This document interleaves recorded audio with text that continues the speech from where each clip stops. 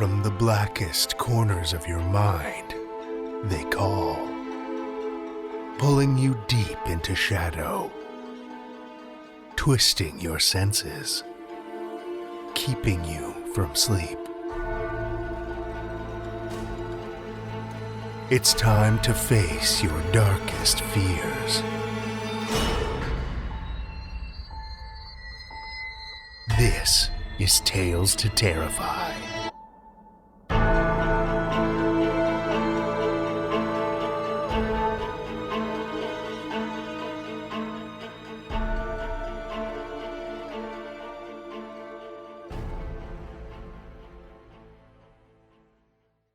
Good evening, children of the night, and welcome to another Flashback.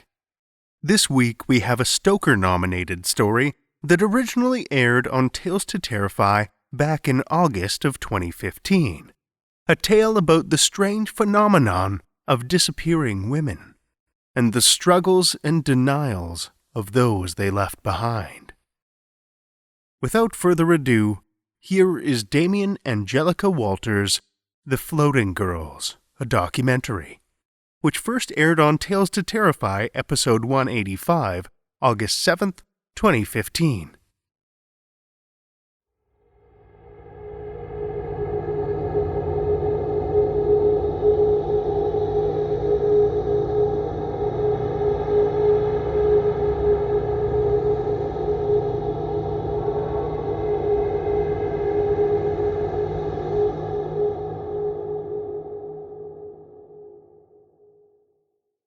The floating girls are all but forgotten now.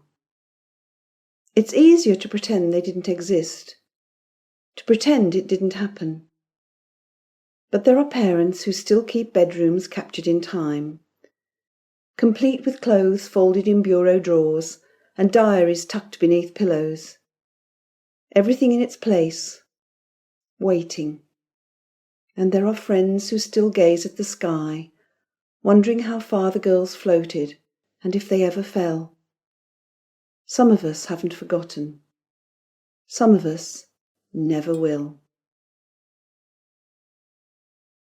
12 years ago, 3 hours after the sunset on the 2nd of August, nearly 300,000 girls between the ages of 11 and 17 vanished. Eyewitness reports state that the girls floated away. Yet even now, many of those eyewitnesses have recanted their stories or simply refused to talk about it at all. The girls lived in cities, in the suburbs, in the country. They lived in first world and third world countries. They were only children. They were one of many siblings. They were of all ethnicities and religious backgrounds.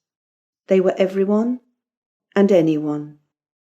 And after that night in August, they were no more. I found plenty of evidence decrying the phenomenon, but there are lists of the girls who disappeared. Those who claim it's all bullshit provide other lists. Girls who vanished and were found years later, the runaways, the girls involved in ugly custody battles, who were spirited away by either custodial or non-custodial parents, the girls whose decomposing bodies were recovered from forests, old drain pipes, beneath concrete patios. But none of those girls were floating girls, only gone girls. The reports always conveniently leave that out. I wonder about the evidence I haven't found, that doesn't exist. It seems like there should be so much more. And how many girls who vanished were never reported? And why just girls? And why just these girls? As far as I can tell, very few scientists or statisticians studied the phenomenon itself. No one counselled the families. No one dug through the chaos to find the facts. Like certain religious or political scandals, everyone wanted to brush it under the rug. Maybe it made a strange sort of sense at the time. I don't know. Jessie and I grew up next door in a tiny corner of suburbia. You know the sort. Backyard cookouts, running through the sprinklers, drinking water from the hose, playing tag. Perfectly charming. The sort of childhood that screams ideal. The sort of childhood that could take place anywhere, in any town, not just our little corner of Baltimore, Maryland. Our backyards were separated by a row of hedges with spaces in between, perfectly sized for someone to walk through. We would flit from yard to yard. Mine had the swing set and the sprinkler, hers the sandbox and hammock, and house to house, nearly inseparable, spinning circles and holding hands while we chanted Jessie and Tracy, best friends forever. My strongest memory is how she and I spent countless hours catching fireflies. We'd keep them inside glass jars with holes poked in the lids so they wouldn't die. And we'd invent stories that the fireflies were princesses trapped in the bodies, and the lights were their way of calling for help because they couldn't speak. And every night we'd let them go, watching until they blinked out of sight, pretending they were off to find their mothers, their princes, the witches who'd cursed them. I think you only truly make those sorts of friendships in childhood. When you get older, you know better than to let people in. You know they'll only disappoint you in the end. Video interview with Karen Michaels of Monmouth, Oregon, March 17th, 2010. A woman is sitting in a cramped, dingy kitchen. A lit cigarette clutched tightly between two fingers, an overflowing ashtray by her side. She grimaces at the camera and looks down at her cigarette. Her face is worn and heavily lined, her shoulders hunched forward. Thank you for agreeing to talk to me, Mrs. Michaels. I know this is difficult. Mrs. Michaels takes a drag from her cigarette, exhales the smoke loudly. Call me Karen, okay? Okay, Karen. I know it's been a long time, but can you tell me what happened that night, August 2nd? She waves a hand holding the cigarette. I know what night you're talking about. Another inhale from her cigarette, another exhale. Nina had problems with sleepwalking when she was a kid. Used to drive me crazy. For a couple of years, I had to lock her bedroom door from the outside to keep her in the house. You got kids? No, that's right. You already told me you didn't. Who knows? Maybe you're lucky. Anyway, that night, the night Nina floated. It had been years since she walked in her sleep. I heard her go down the steps and I followed her. She went out the front door and stood on the lawn, staring down at her feet like this. Mrs. Michaels stubs out her cigarette and stands, with her arms straight and her head down, her hands held out a few inches from her body. I thought she was sleepwalking again, that's all.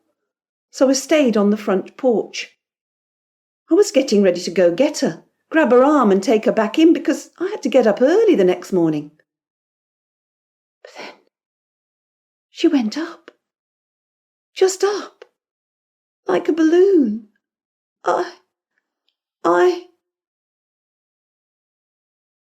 Video cuts off, returns. Mrs. Michaels is wiping her eyes. Are you sure you're okay? Yeah, sure. I'm fine. So she went up. And I thought, I don't know what I thought. I ran and tried to grab her. But she was already up too far. I touched the side of her foot. But I guess I was just too late. She grabs another cigarette and lights it. Her voice is barely audible when she speaks again. I let her go. I didn't know what else to do. So I let her go. Her head snaps up. She looks straight into the camera. Everyone told me not to talk about it. It's like she never existed at all. But she did. She did. No one cared that she was gone. No one. Do you really think this thing, your project, will help? I'd like to think it will, yes. She made a sound low in her throat. Will you tell me what Nina was like? She was like every other kid. Listened to her music too loud, left her dirty clothes on the floor, griped about her chores. But she didn't run around wild or anything like that. She didn't drink or do drugs. What was your relationship with Nina like? Normal. I mean, we had fights, but nothing really serious. She was always in her room, reading or listening to music. What about with her siblings? Her father? Everyone was fine. Everything was fine. There was a long pause. She looks away with tears in her eyes. Video ends. Jessie's father died the year we turned 8. I remember black clothing, tears, confusion, and the smell of flowers. At some point, she and I snuck out into her backyard and played in the sandbox. I don't remember what we talked about, or if we talked about anything at all. But I remember how we slipped out of our dress shoes and wriggled our toes through the warm top layer of sand to the cool beneath. I remember the scent of honeysuckle thick in the air.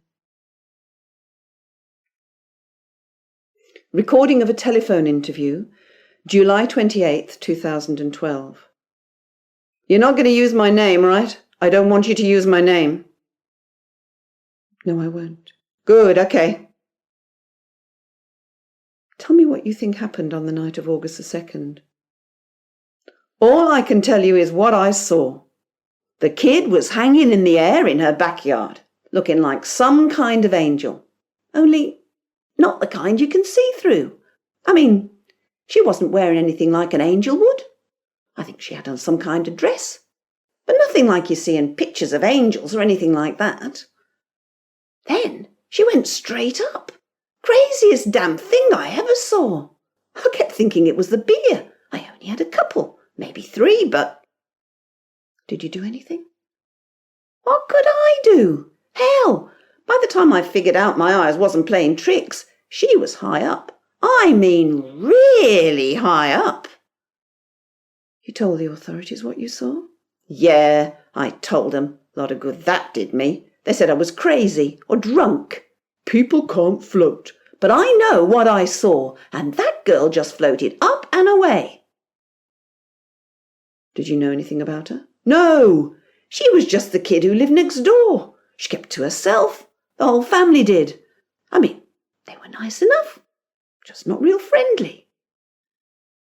Is there anything else you'd like to say? You're not going to use my name for this thing, right? I don't want my name used. No, sir. As I said before, I won't use your name. Jessie and I started to drift apart the summer she turned 11, about a year after her mum remarried. I'd ask her to come over and catch fireflies, and she'd say no. I'd invite her to spend the night. She'd say no. I spent countless nights crying, trying to figure out what I'd done, because best friends didn't stop talking to each other unless something was wrong. My mother said, "Tracy, honey, that's what happens with friends sometimes. Don't worry. Maybe she's just going through a phase. You are becoming young women, you know." I know she was only trying to help. But I wanted everything to go back to the way it had been, not the way it was. Video footage dated August 2nd, 2002. Video opens with a scene of a backyard, complete with a hot tub, a fire pit, and tables and chairs set up for a party. There's a break in the video. When it returns, the sky is full dark, and a party is in full swing. No children are present. The camera captures several people saying "hello" to the cameraman. There's a break in the filming. And when it returns, the camera is stationary, capturing a wide view of the partygoers. 5 minutes, 6 seconds. A pale blotch can be seen in the far left corner, above a row of well-trimmed hedges. 5 minutes, 8 seconds. The blotch is larger, the shape completely visible over the hedge. 5 minutes, 10 seconds. While the partygoers continue to drink and laugh, the blotch continues to rise. Video editing enhancement of the last few seconds before the blotch disappears from the film clearly shows a young girl in her early teens, her face solemn, rising up through the air. Note: records state the video was taken by Jack Stevenson of Denver, Colorado. Repeated attempts to contact Mr. Stevenson have been unsuccessful. By the time I was 12, the drift between Jessie and I had become a crevasse. We weren't even on speaking terms. She was just a girl I used to know. As kids do, I'd made new friends. And sure, her rejection of our friendship hurt. And sometimes I'd look over the fence to see if she was outside. But I was a kid. Just a stupid kid. How was I supposed to know? Photograph A. Photo shows a baobab tree and a girl beside it. On closer inspection, the girl's feet are hovering about a foot from the ground. The girl is looking away from the camera. The back of the photograph reads, August 2nd, Sharugwi, Zimbabwe. Note: photograph provided by one of the girl's family members, who asked to remain anonymous. For that reason, the name of the girl is also withheld. Photograph B. The central image is the Eiffel Tower in Paris, France. On the far right of the photo, a girl is suspended in the air. Her arms held in the distinct way described by many others, her face serene. Using the tower as a point of measure, she is approximately 1,050 feet in the air. Note: image found on a website, claiming it was manipulated digitally. However, no evidence of alteration can be found in the image itself. The girl in the photograph has not yet been identified. Photograph C. Photo of Trakai Castle, south of Vilnius, Lithuania, taken by Alhemantus Serunis of Chicago, Illinois, while on vacation. A girl's head and shoulders are visible above the westernmost tower of the castle. Note: the girl has been tentatively identified as Ruta Gramela. Attempts to contact her family have been unsuccessful. When I was 14, Jessie showed up at the back door one night. I was blaring music and eating the last of the mint chocolate chip ice cream, knowing my dad would pretend to make a big deal about the empty container, and my mum would roll her eyes at the both of us. My parents weren't home, and yes, I've wondered more than once if it would have made a difference. Yeah, I remember saying. I was wondering if maybe you wanted to hang out for a little bit, she asked. Her voice whisper thin. Her eyes all red like she'd been crying. Behind the red, there was a strange emptiness, a hollow where laughter had once lived. I remember being surprised, more at her request than her eyes. Although I'd made new friends, she hadn't. She skulked through the halls at school like a ghost. She sat alone in the cafeteria at lunchtime and with her shoulders hunched in class. She wore baggy clothing and kept her head down, so her hair almost covered her face. After school, she walked home alone. "I can't, sorry. I have a math test tomorrow. I have to study for." "Oh, okay." She stood for a minute, toeing the doormat with the tip of her shoe. "See you around then?" "Sure." But I lied. There was no math test. I just didn't want to talk to her. Video footage of interview with Sheriff Joseph Miller, Brookhaven, Pennsylvania, September the 9th, 2008. "No, none of it's true. I have no idea why you'd even want to talk about it." "So why do you think everyone reported the same thing?" "I don't have an answer to that." "Maybe it's because it really happened." He glares into the camera. "Look, it didn't. A bunch of kids ran away. A bunch more people got upset and invented some story about floating." "But 3 girls from your own town vanished." His expression changes and he crosses his arms over his chest. "Yeah?" "Don't you think that's suspect?" "Sometimes kids, especially girls, run away together. It happens." "And what if I told you those girls weren't even friends? Didn't even go to the same schools?" He sighs heavily, looks at some spot in the distance and shakes his head in dismissal. "We're done here. Some of us have real work to do." On August 2nd, 2002, the summer Jessie and I were 15. I was in the backyard on a blanket, staring at the stars, waiting for one to fall so I could make a wish. My parents were out at the movies, and other than the crickets chirping, the neighbourhood was quiet. Jessie's kitchen door opened. It had a funny little squeak that all the oil in the world wouldn't fix. And Jessie walked out into the yard. All the lights in her house were off, and she was little more than a shadow flitting across the grass. I hunched down on the blanket and watched through the hedges.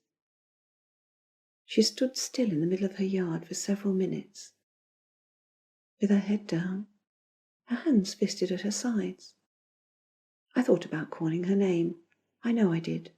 But then the hands relaxed, her arms extended slightly, and she lifted her chin to stare straight ahead. And then she lifted off the ground. She was a foot in the air before I realized it wasn't an illusion, before I was able to do anything other than blink. I scrambled to my feet, told her to stop, and raced through the hedges, scratching my upper arms to hell in the process. I shouted her name, called out for my parents, for her parents, for anyone. Jessie never looked down. Not once. I stood right underneath her, waving my arms and yelling at her to come back, until my legs couldn't hold me up anymore, and my throat was too thick to speak. My parents found me in the backyard when they got home. I was on the blanket, sitting with my grass-stained knees up to my chin, crying. I told them how Jessie just floated and kept on floating until I couldn't see her anymore, until she was gone. I saw the disbelief in their eyes. My father went over to Jessie's house, knocked on the door, and came back shrugging his shoulders after no one answered. My mum pressed her hand against my forehead, proclaiming I had a fever, and sent me to bed. I stayed there for 3 days. Jessie's parents told the police. She ran away. Video footage of an attempted interview on August 18, 2011, with John Gelvin from Brawley, California, whose daughter Rosie, age 13, is still listed as missing. Documents show she was reported as a floating girl. Other documents show that Child Protective Services had been called on at least one occasion before Rosie's disappearance, but no further action from CPS can be found. Sir, you said you saw Rosie float. No, I didn't, sorry. You're the one who's mistaken. She ran away. But I have a report here, a police report that says, "Leave me alone. Just leave me alone." I tried to tell people the truth. My parents continued to blame the fever. When I told Jessie's parents, her mother's eyes filled with tears, the silent, terrifying kind. Her stepfather told me to leave their house and never come back. They moved away a few months later and didn't tell anyone where they were going. People at school thought I was crazy, even after the other reports came out. Jessie was just another trouble kid who ran away. It happened every day, no big deal.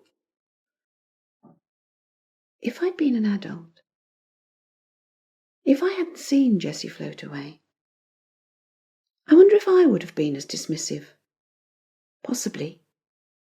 Probably. I wanted to tell the truth so many times, but no one would listen. Graffiti on the side of a building in Rapid City, South Dakota, June the 8th, 2013, in the section of the city known as Art Alley. Silence is its own form of helium. Note: according to a local artist who asked not to be named, the graffiti was originally written on the building in September of 2002, and she's been repainting it as needed ever since. When asked if she knew the identity of the original artist or thought that the statement was related to the floating girls, she declined to answer. Eventually, I stopped talking about it, about Jessie. I didn't forget her, but it was too hard to keep trying to explain what I saw to people who refused to believe it. I finished high school, moved out of state for college, dropped out in my second year, and came back home.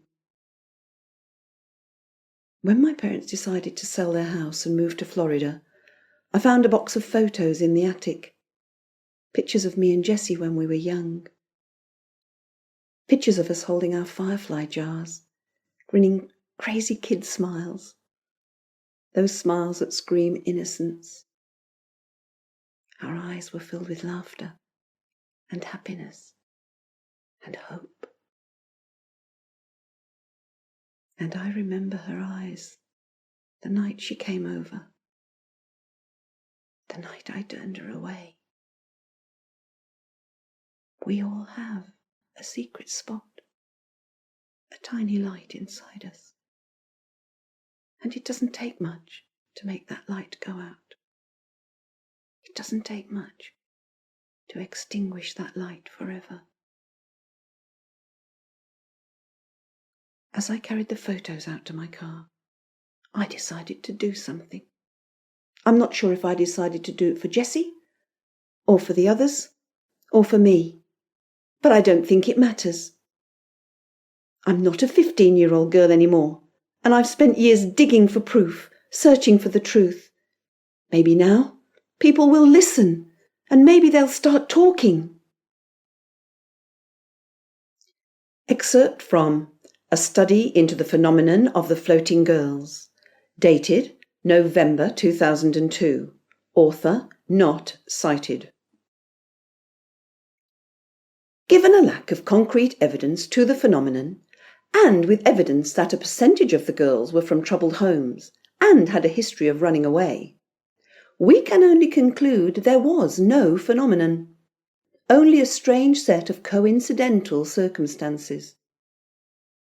It is also noted there was a heavy incidence of fog in the northwestern states, which may explain the visual oddities noted here. Reports from other countries are sketchy at best, with most being reported well after the disappearances in the United States, leading this researcher to determine that they were copying the phenomenon, perhaps in hope of cashing in on the notoriety. More research is needed. Note: there is no evidence that any further research was conducted.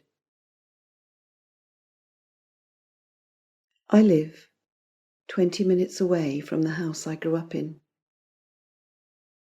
Kids still play in sandboxes. They still catch fireflies and run through sprinklers.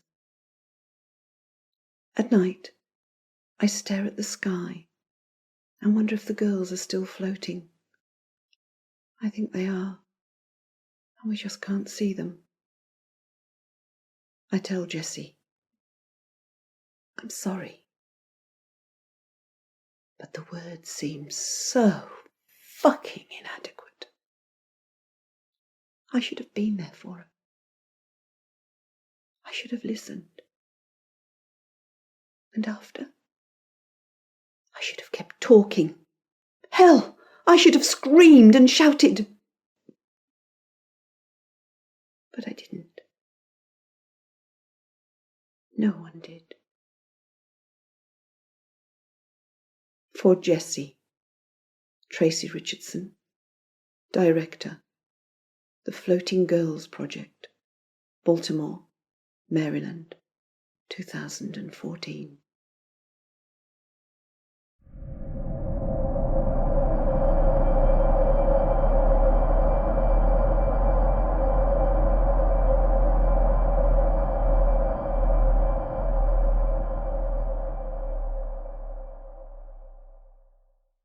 That was Damien Angelica Walters' The Floating Girls, as read by Kim Lakin-Smith. If you'd like to hear more details on this story or listen to it in context of the full episode, I've put a link to it in the show notes. And until next time, children of the night, stay safe and stay sane.